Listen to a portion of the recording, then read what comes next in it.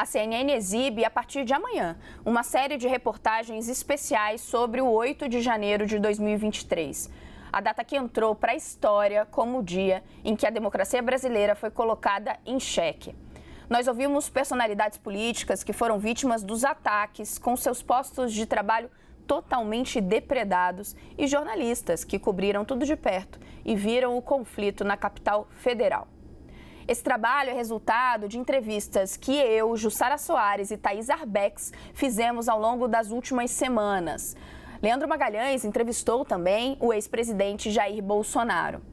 Um dos entrevistados dessa longa série de entrevistas é o ministro do Supremo Tribunal Federal, Gilmar Mendes.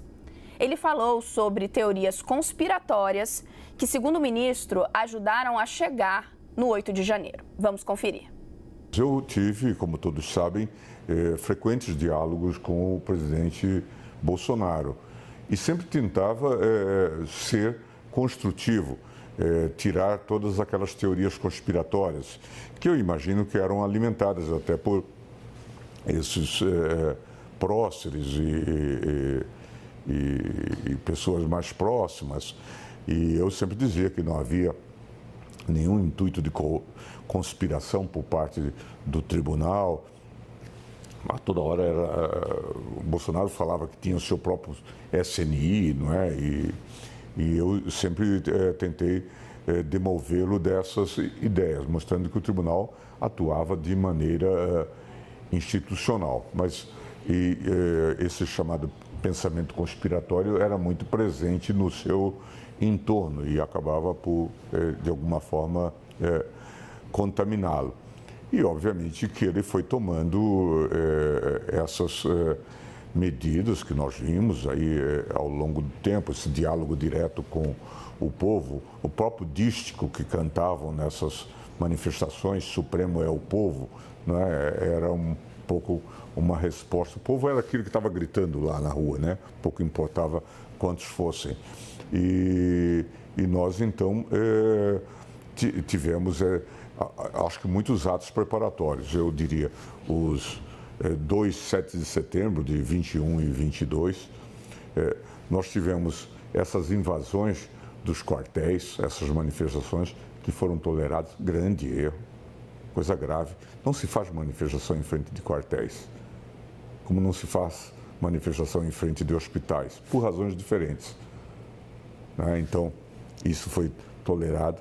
Nós tivemos aqui o 12 de dezembro, aquelas manifestações no dia da diplomação do presidente Lula, em que carros foram explodidos embaixo de postos de gasolina, ônibus foram incendiados, aquele cacique que foi preso foi levado para a Polícia Federal ali no centro e a Polícia Federal foi invadida.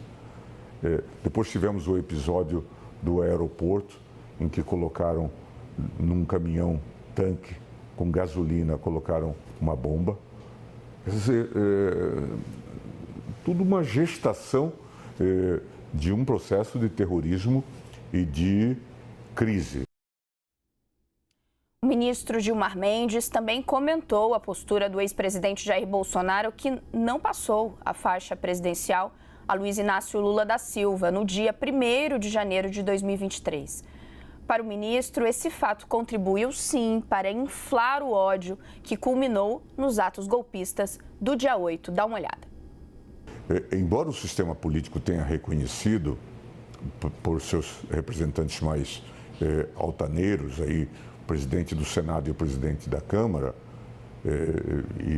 que são insuspeitos de simpatia necessária ao presidente eleito, disseram logo no primeiro momento que as eleições tinham transcorrido normalmente e Lula era o presidente legitimamente eleito do Brasil. Bolsonaro prosseguiu nesse negacionismo, né? E claro que isso alimentou uma série de teorias de insurreição e de resistência e falas, como nós vimos do general Braga Neto, dizendo que as pessoas deveriam ter fé. Portanto, é como se estivesse gestando. E aí apareceram manifestações, dizendo os quartéis estão se preparando. Não há clima para fazer quartelada nem em um país pequeno, muito mais em um país grande como o Brasil.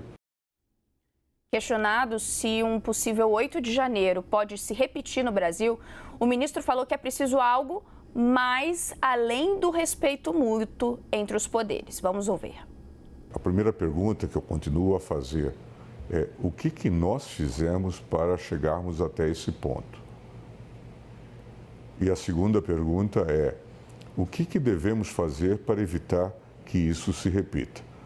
A primeira pergunta, eu acho que a gente responde fazendo essa análise dos erros políticos, das incompreensões políticas, da falta de consenso que levou a essa crise, a própria força que se deu a esse grupamento desviado que é o da Lava Jato, né, que produziu a debacle do sistema político, né, e com os resultados que todos nós hoje conhecemos, com essas figuras hoje esquálidas de Moro, de Dallagnol e tantos outros maus representantes da política repressora, Bretas e tudo mais.